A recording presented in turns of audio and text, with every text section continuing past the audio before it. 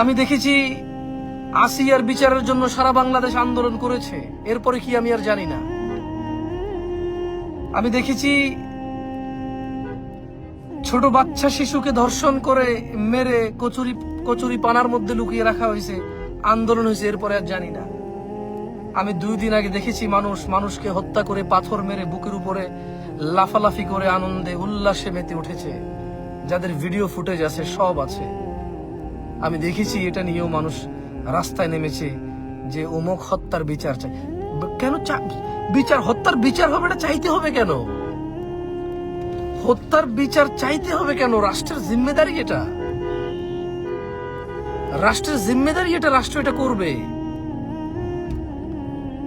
কেন বারবার রাস্তায় নেমে সাধারণ মানুষের রাস্তা বন্ধ করতে হয়, শ্রমিকের রাস্তা বন্ধ করতে হয়, অ্যাম্বুলেন্সের রাস্তা বন্ধ করতে হয়, অসুস্থ রোগী কষ্ট পায়, বৃদ্ধ মানুষ কষ্ট পায়, রাস্তায় চলাচল করার মানুষ কষ্ট পায়, রাষ্ট্রের চলাচল কমে যায়, রাষ্ট্রের অর্থনীতি দুর্বল হয়ে যায় হরতাল মিছিল মিটিং হরতালে তো রাষ্ট্রের উন্নতি হয় না, অনুন্নত হয়। একটা খুনির জীবন কি একটা রাষ্ট্রের 20 কোটি মানুষের চাইতে দামি?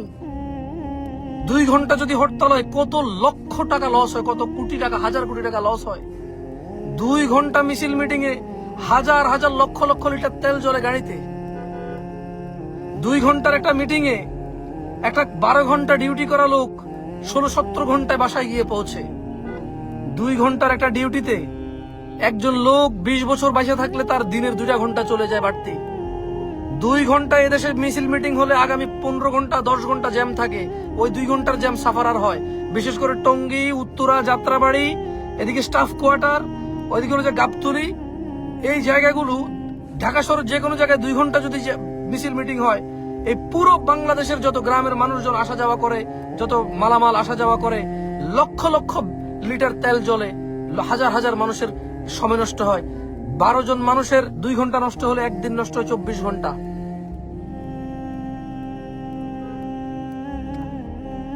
মাত্র 12 জন মানুষের 2 ঘন্টা নষ্ট হলে একদিন পৃথিবী থেকে চলে যায়, বাংলাদেশের উন্নয়ন থেকে চলে যায়।